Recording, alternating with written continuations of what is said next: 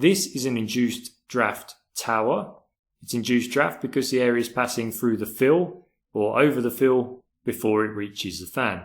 We've got the air entering all around the base of the tower. We can see the yellow arrows going in, and we can see we've got a very large area that allows the air to enter into the base of the tower.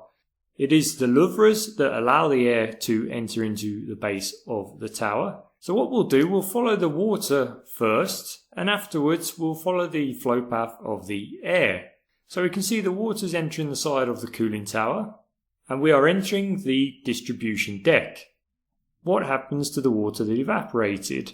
Well, we don't want it to just drift away, because if it drifts away then we have a water loss, and this means that we're actually going to have a financial loss as well. So rather than have it drift away, what we're going to try and do is recapture some of that evaporated water.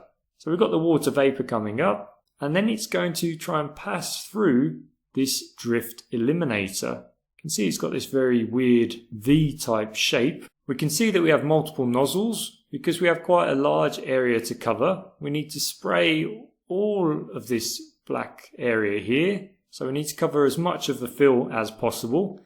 This fill is actually called film fill. There's two types that you're likely to see.